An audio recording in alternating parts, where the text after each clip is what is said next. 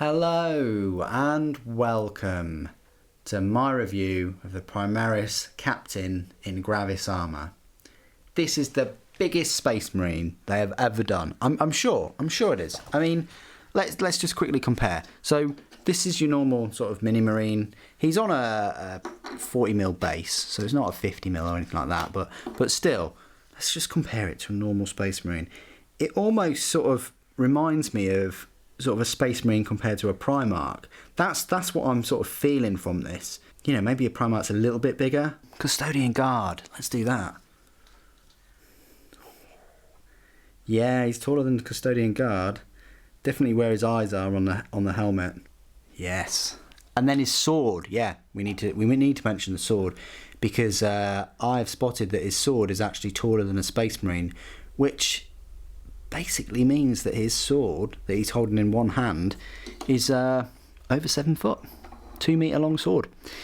Anyway, size comparisons aside, really cool looking model. I was going to say that he's pregnant and he has got a bump forming, but it's mainly his chest, and the reason for that is because the head has to sort of be there anyway, but his head is so far back in the model, it doesn't have room to go forward at all, his head. So it's sort of, you get to a point where this Gravis armour looks like there's this huge sort of bump here where his chest is, and his head is sat really far back, which is where it should be compared to his arms and things.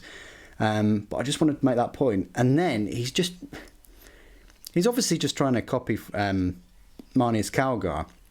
I do have a model of Marneus Calgar, the metal one. It was in my update video, but he's not in a place I can get to, but I should have really grabbed him, and it would have been nice to see a comparison between him, because he's going for this, you know, belt-fed sort of bolter connected to his power fist, and then he's got this huge sort of sword as well.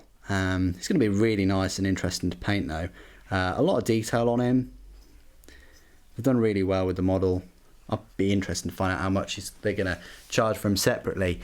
My guess is £30. I really do think that they'll probably charge £35 for him, but who knows? We'll find out.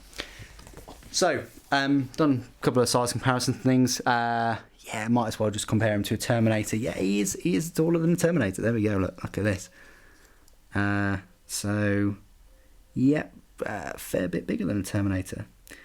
So you just know that they're going to have to release much bigger Terminators, but the Terminators are going to be the size of Dreadnoughts, aren't they? Let's just talk about the rules, because the rules for this guy are pretty decent.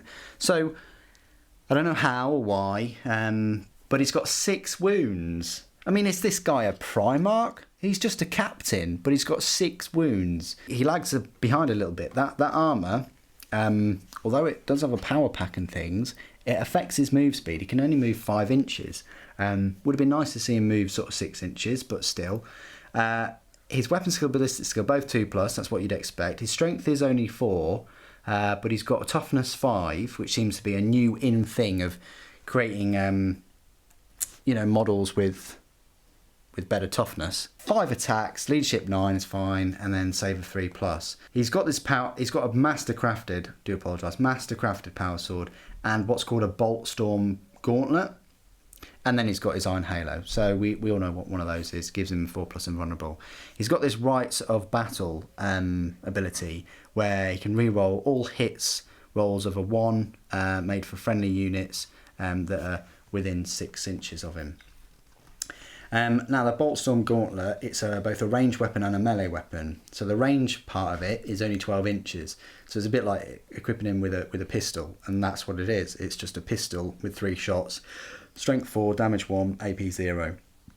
His Gauntlet can also be used in melee, where it times his strength by 2. So we're looking at strength 8 here, minus 3 AP, and then D3 damage. If he's making a close combat attack with the Gauntlet, you subtract 1 from the hit roll. Okay.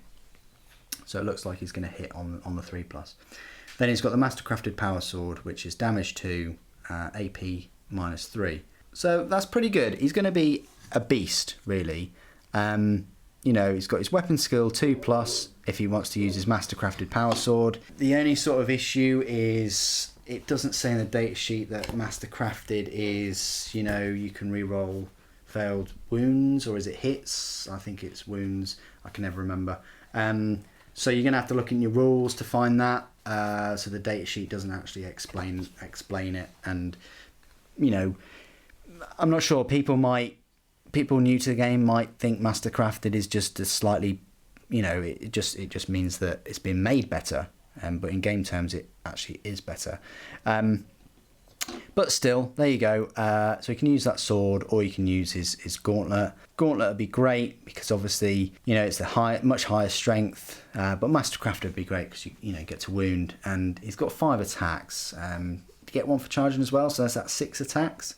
And with his 3+ and 4+, with his toughness 5 as well, and his 6 wounds, he's going to be surviving a fair amount of damage. It is a shame that he doesn't really have a potent sort of range weapon. You know, he can only move 5 inches, and then he's got his 12-inch pistol bolt gun kind of weapon. But still, this guy's all about combat.